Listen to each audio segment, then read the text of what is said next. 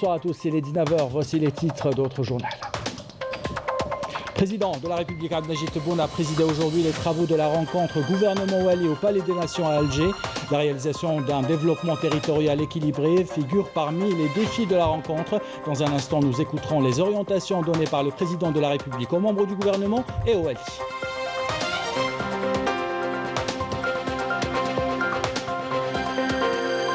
Le chef de la diplomatie algérienne enchaîne ses rendez-vous diplomatiques à New York. Il a évoqué la stratégie algérienne pour désenclaver les zones d'ombre lors de sa participation à une réunion consacrée à l'énergie.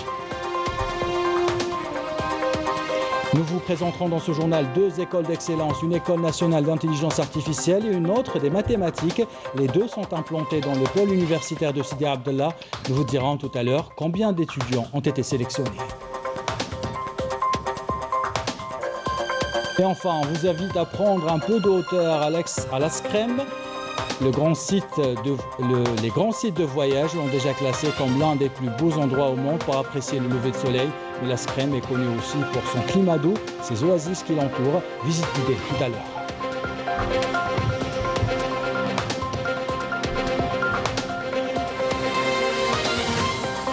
Voilà pour les titres, bienvenue à tous. Tout d'abord, le président de la République Abdelmajid Tebboune a présidé ce matin les travaux de la 3e rencontre gouvernement Wali.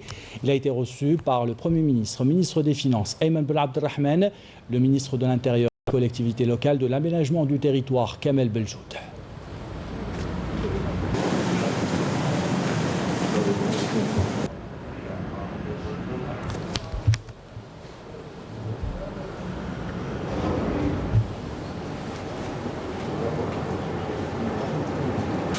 Sur place, le président de la République a salué les hauts responsables de l'État, Salah Koudjil, président du Conseil de la Nation, Ibrahim Bourali, président de l'APR, Kamel Fenish, président du Conseil constitutionnel, Saïd Chengriha, général de corps d'armée, chef d'état-major de l'armée nationale populaire, et Abdelrachid Tebi, ministre de la Justice, garde des Sceaux.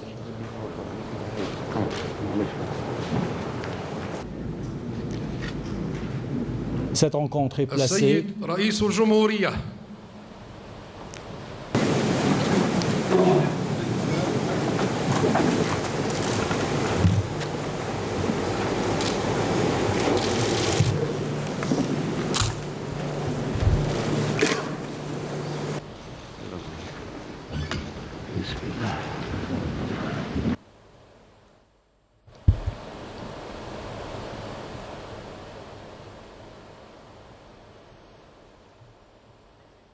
Cette rencontre est placée sous le thème relance économique, équilibre régional, justice sociale. À l'ordre du jour, la poursuite de la réalisation des chantiers du président de la République, notamment la concrétisation du plan d'action du gouvernement pour créer la richesse, booster le développement et réaliser la justice sociale.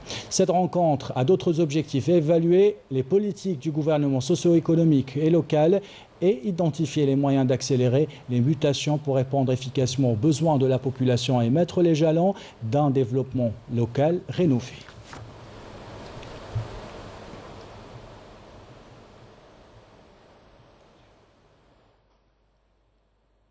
Et lors de cette rencontre, le président de la République Abdelmajid Tebboune a rappelé que la lutte contre la corruption passe par la protection des responsables honnêtes.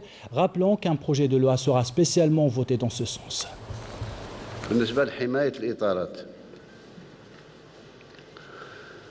كنا سبقنا فيه منشور رئاسي أبلغ إلى كل من يهمهم الأمر سواء من مصالح أمنية وإلى حتى السيد وزير العدل حافظ الأختام، على أساس أن الرسائل المجهولة لا تؤخذ بعين الاعتبار. رسائل مجهولة لا تكون أساس لبداية تحقيق مهما كان. كذلك للتحريات، أنا صدرنا أوامر على أساس في حالة ما تكون فيه مشاكل محلية، تحريات ما تكونش من مصالح الأمن المحلية. أولا تكون ممركزة على مستوى العاصمة. ثانيا تكون برخصة أو ترخيص من الوصاية. باش ما نطيحش كذلك في المبالغة في الاتهامات باش تكون متابعة لازم تكون فيه يعني شبهات. الإنسان اللي مضى والمهمة نتاعو هي الإمضاء، هي الترخيص، هذيك هي المهمة نتاعو، يرخص ويمضي لمقاول ما ولمستثمر ما أو ما استفاد منها، ما استفاد منها العائلة نتاعو، ما استفاد منها المقربين نتاعو. إذن وراه العيب. حتى إذا كان ما طبقش القانون بحذافيره تعتبر ضعف في التسيير، تعتبر غلطة ما دام ما فيهاش مقابل. إذن هذا الخوف هذا الزايد هذا ما حتى ولا يثير الشكوك. الناس علاش تخاف؟ أعتقد أن ابتداء من هذا الاجتماع إن شاء الله تعاودوا تكونوا أنتم القاطرة لإعادة انطلاق الاستثمار، تساعدوا المستثمرين. إذا كان المستثمر ما يستقبلوش شكون يستقبله؟ يعني أعلى هرم اللي يمثل وزير الصناعة ويمثل وزير المالية ويمثل، إذا ما استقبلوش يعني يفشلوا ويخليه يطيح بين ايدين الوسطاء، واحد يوعدوا بكذا واحد يوعدوا بكذا، وما أكثرهم يتكلموا باسم الولاة، يتكلموا باسم الوزراء، يتكلموا حتى باسم الرئيس في بعض الأحيان. إذا نستقبل ما فيه حتى ما نخصص نهار لاستقبال المستثمرين، لأن احنا في حاجة، هو محتاج الحماية تاع الدولة والدولة محتاجته لخلق ثروة وخلق مناصب شغل. Et le président de la République, Abdelmajid Tebboune, a fait savoir que pour la première fois depuis l'indépendance, les recettes d'exportation hors hydrocarbures ont dépassé le milliard et 800 millions de dollars, avec une projection pour la fin de l'année de 4 milliards 500 millions de dollars. Le monde entier reconnaît la force de l'Algérie, son rôle pivot dans l'instauration de la paix et la stabilité, ajoutera le président de la République. لأول مرة منذ ما يفوق 20 سنة تجاوزنا مرحلة تصدير نتاع مليار و800 مليون، مليار و900 مليون دولار خارج المحروقات. في الوقت اللي نتكلم معاكم رانا في 3 ملاير و100 مليون، وإن شاء الله نتم السنة، إن شاء الله ننتهي السنة ب4 ملاير أو 4 ملاير ونصف كتصدير وطني خارج المحروقات. أول ما قلت منذ سنة أننا لازم نوصل إلى بالأقل 5 ملاير، يعني كانت فيه تهكمات وكان فيه كذا وكان فيه كذا. الناس ما تأمنش بالقدرات تاع بلادها، يأمنوا بالقدرات تاع الغير. هما دايرين روحهم ما الجزائر قوة ضاربة، العالم كله معترف بالجزائر إلا بعض الجزائريين. تلقاهم نهار كامل هما يقزموا في البلاد، نهار كامل هما ينتقدوا، نهار معليش الانتقاد بلاه، الانتقاد البناء يخليك يعني تفوت المراحل الأخرى، ولكن ما تقزمش بلادك. العالم كله عارفها باللي قوة جهوية، باللي قوة تجيب السلام في المنطقة، باللي قوة جابت توازنات في المنطقة. دولة اللي تخرج 250 ألف جامعي سنويا، بقى لي أنا ما نشكك في الشباب تاعها، ستارت اب، ميكرو انتربريز ولا غيرها.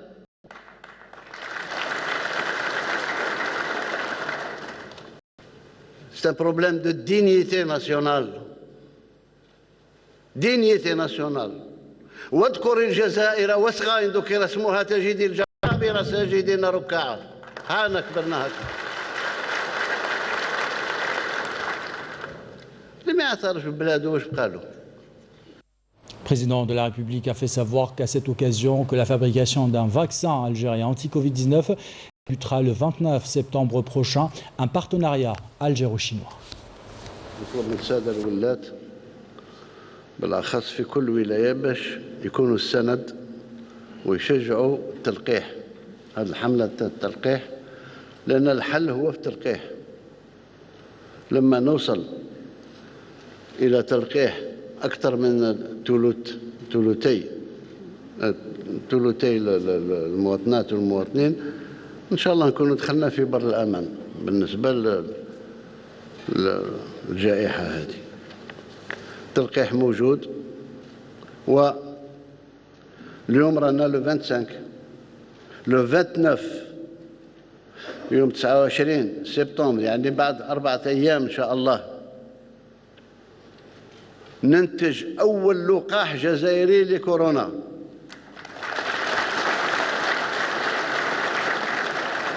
أول لقاح جزائري في قسنطينة عند صيدل مع أصدقائنا الصينيين، يخرج أول لقاح جزائري. ها الجزائر إذن فيه تقدم، فيه ناس اللي يقاسمون هذا الطموح تاع البلاد باش نكونوا حقيقة قاطرة وما نبقاش مقطورة تعيين كان. فات لوكوموتيف با لو واغون دو نابورت كي.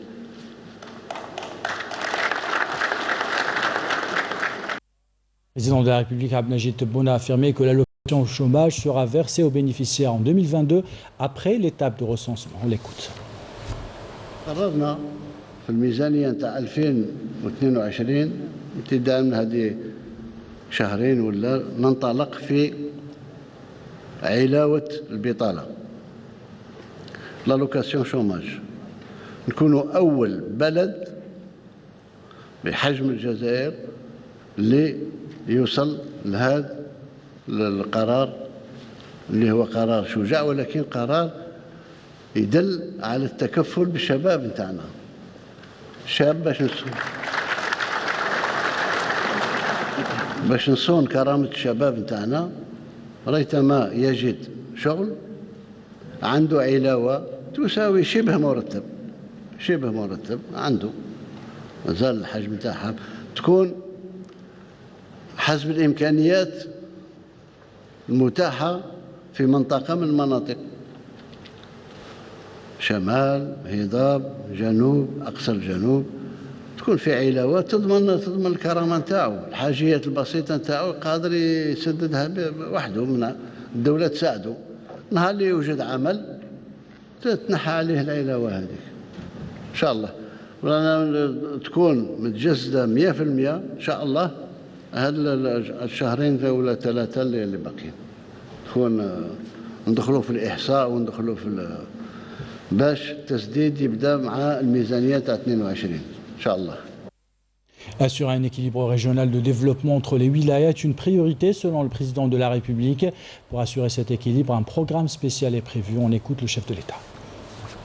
شوف فيه بعض الولايات اللي تعاني أكثر من ولايات أخرى، والسيد الوزير الأول كان اقترح برنامج بالنسبة لسنة 2022 باش نفوتوا برنامج تاع إعادة تنظيم تنمية في بعض الولايات. لما نشوف أنا اليوم أعتقد أنا ما ننتظرش السنة المقبلة، ولكن مبدئيا ابتداء من هذا نشوف الوسائل الموجودة بين يدين الدولة. ولاية كما خنشلة لازمها برنامج تاع استدراك. ولاية خنشلة أنا شفتها مرارا، التزمت، معزولة، محتاجة مرافق، محتاجة كذا، محتاج تشوف بابار، تشوف قيس، فايز، بولفرايز، تشوف بوحمامة، تشوف يابوس، تشوف هذه، يعني ما هيش مناطق اللي ما لازمها إعادة النظر وإعادة الهيكلة، وفورا باقي لها 12 ولا 13 كيلومتر تاع سكة حديدية حتى تخرج من العزلة تاعها، وازدواجية الطريق بين خنشلة وباتنا حتى تلتحق بالطريق السيار، يعني تتوفر فيها كل مقاييس نتاع العزلة ونتاع ماذا بينا في أقرب وقت لما البرنامج تاع خنشلة ينضج تتنقل الحكومة في عين المكان وتاخذ القرارات في عين المكان، تكون أول اجتماع تاع الحكومة خارج العاصمة.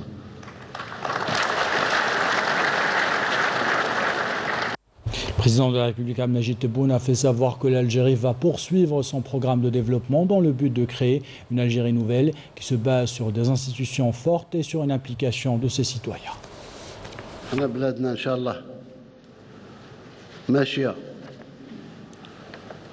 بالوتيرة اللي اختارتها نحو الأهداف اللي اختاريناها استرجاع الهيبة نتاع الدولة مش السلطوية. Ce n'est pas de l'autoritarisme. سلطة الدولة هي سلطة الشعب، هي سلطة أمة. باش تصبح الدولة محترمة والناس تطبق القانون. لأن الدولة القوية هي الوحيدة اللي قادرة تأسس الديمقراطية. دولة ضعيفة تجيب الفوضى، والفوضى كنا عشنا فيها لأن ما كانش فيه دولة. كل واحد يدير واش بغاه، كل واحد يحكم فيه بغاه، كل واحد يخرج الناس كيما بغاه، كل واحد. هذيك الضعف يؤدي إلى الفوضى. دولة قوية وتكون دولة قانون وعدالة وعدل، هذيك هو الأساس تاع الديمقراطية. Un État faible ne peut mener que vers l'anarchie. Seul un État fort, juste, de droit, qui peut asseoir la démocratie. باش اللي حاسب روحه كتافه أعراض قال حبس راك غلط، والضعيف قال تفضل هذا الدور تاعك، قال ما تفضل. هذه هي الدولة اللي نطمحين فيها. مثل ما قال خليفة من الخلفاء الراشدين: القوي فيكم ضعيف عندي حتى آخذ منه الحق، والضعيف فيكم قوي عندي حتى آخذ له الحق. هذه الدولة.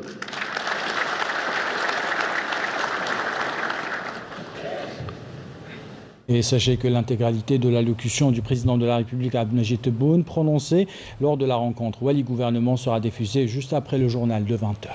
Le Premier ministre, ministre des Finances, Ayman Ben Abdelrahman, a insisté sur l'importance de se concentrer sur les ateliers thématiques qui ont été soulevés dans le discours du président de la République. On l'écoute. إخوتي الولاة أن يعملوا على تطهير محفظة الاستثمارات العمومية التي كما قلت. Les Walis devront travailler davantage afin d'assainir le secteur de l'investissement qui alourdit le budget de l'État. Il est temps de préserver les projets structurants ainsi que les projets d'intégration territoriale et leur donner la priorité afin de rationaliser l'utilisation des fonds publics. D'autre part, j'appelle les Walis à se préparer dès maintenant afin de faire le recensement économique global au niveau de leur wilaya respective.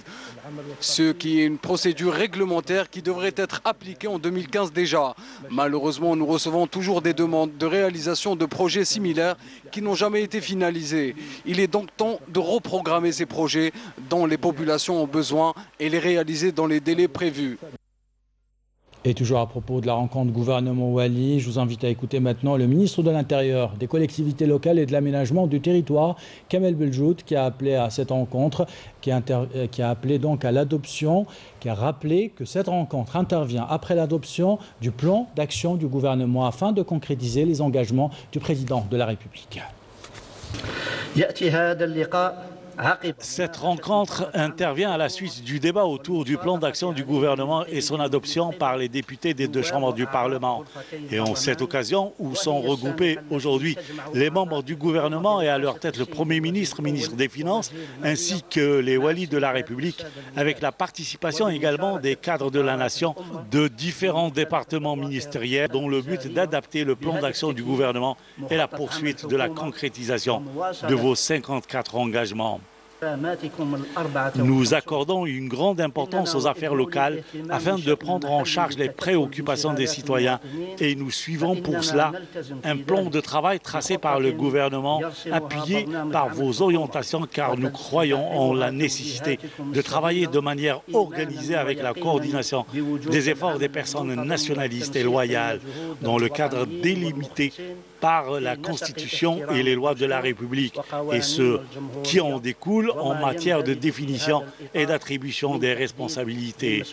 Je tiens à vous assurer, Monsieur le Président, que notre détermination reste inébranlée afin de relever les défis et la poursuite du travail conformément à vos instructions pour aplanir tous les obstacles afin de servir au mieux nos citoyens et notre pays, l'Algérie.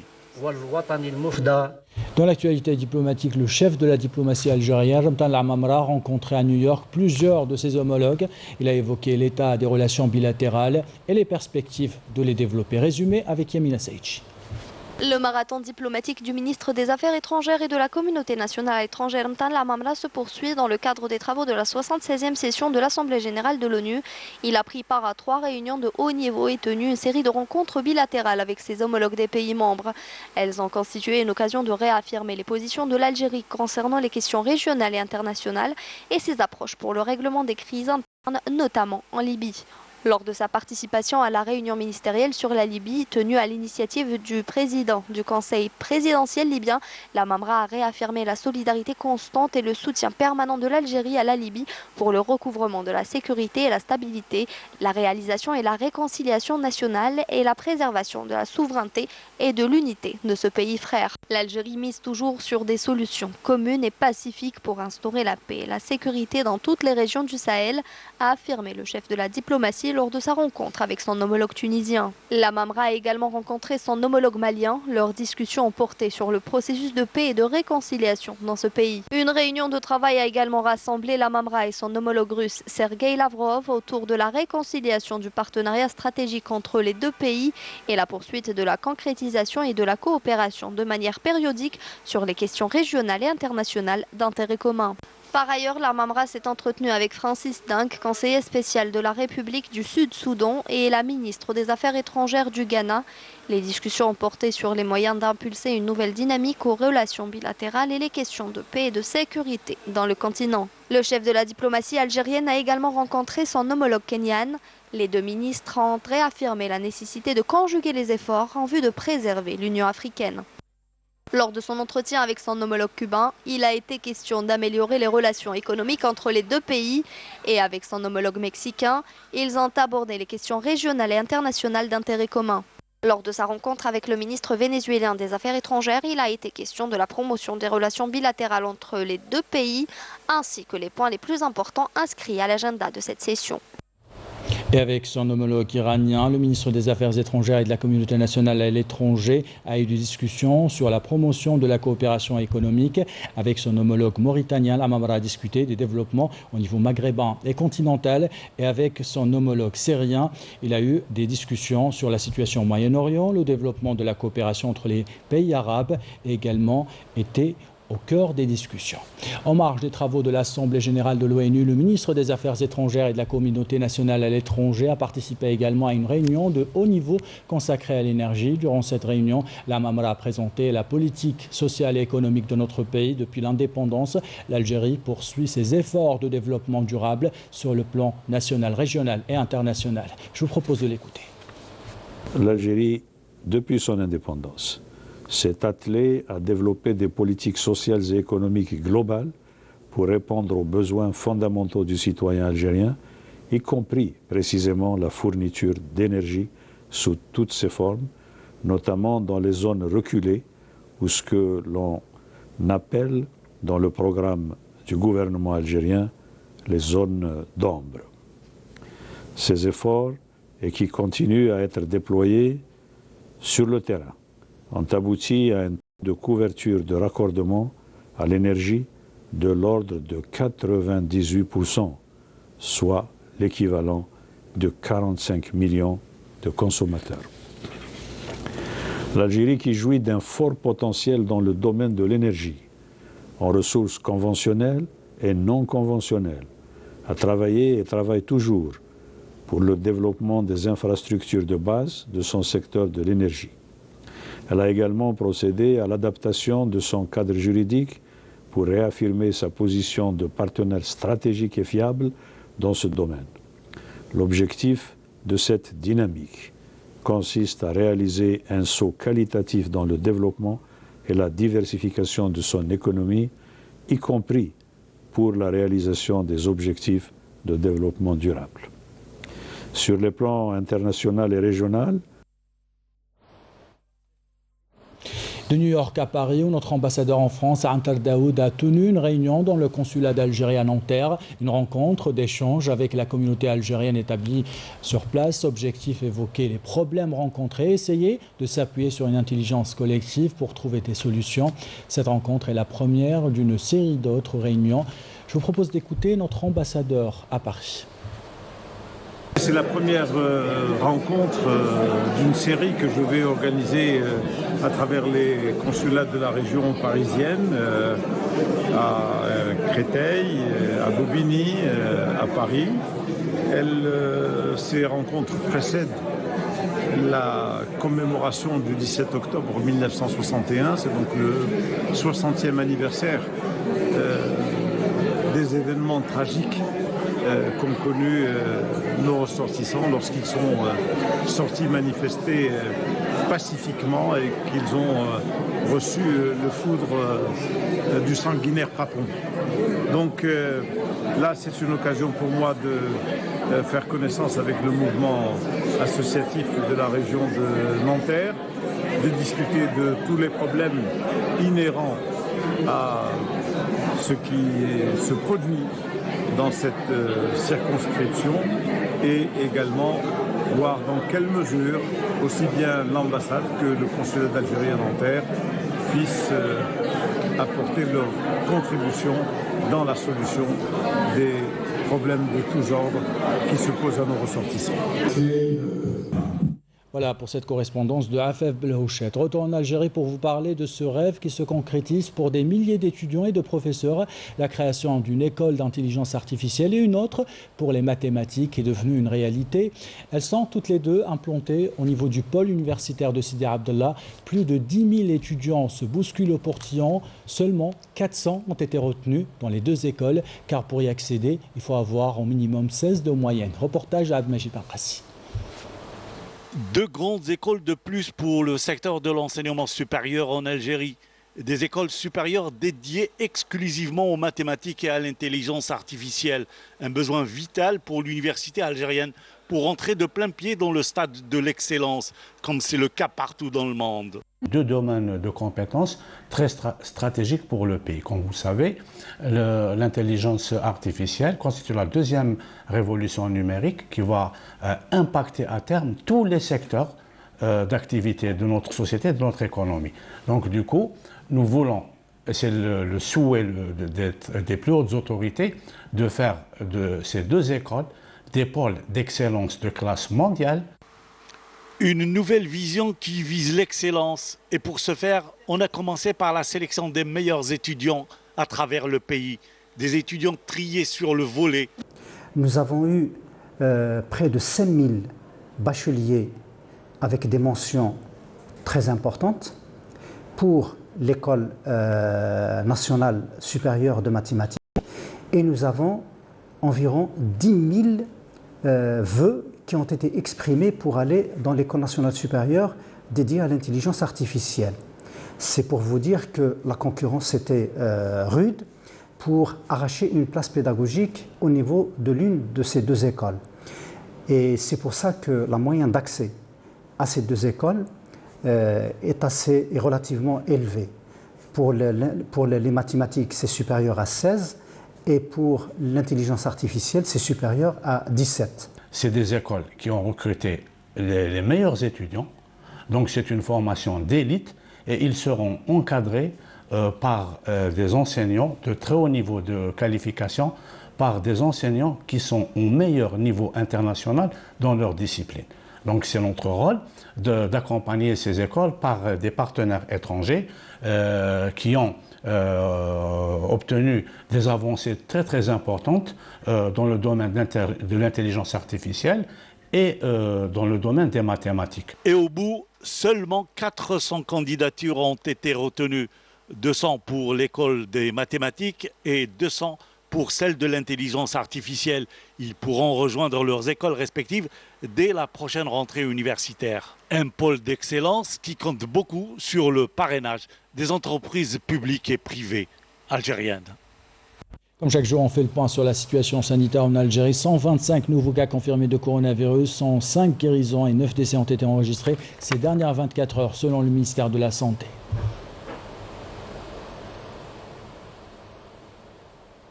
Comme chaque week-end, on prend de vos nouvelles. Vous qui nous regardez à l'étranger, ce soir, on prend la direction de Valence, faire connaissance avec le collectif 220, une association qui, à travers les activités culturelles, se veut être un trait d'union entre les deux rives de la Méditerranée. Regardez.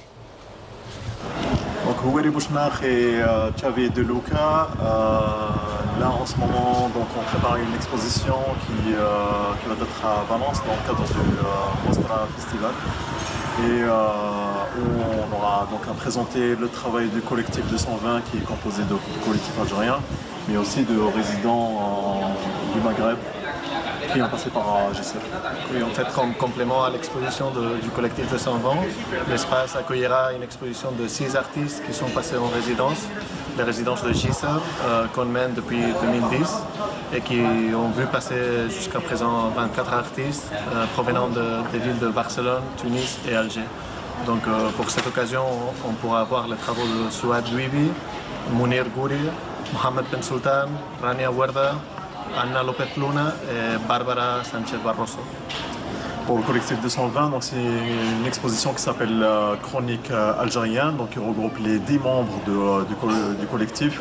Et c'est des chroniques qui racontent des histoires différentes, en même temps qui met en conjugaison le côté intime et le côté social aussi. Et l'exposition est visible jusqu'au 12 octobre au Centre culturel contemporain de Valence. Si vous êtes sur place, allez-y. Quant au sujet sur l'ASCREM, nous allons le découvrir dans nos prochaines éditions. Ainsi va l'actualité, c'est la fin de ce journal. L'équipe de la rédaction qui l'a préparé, l'équipe technique qui l'a réalisé, vous remercie de l'avoir suivi.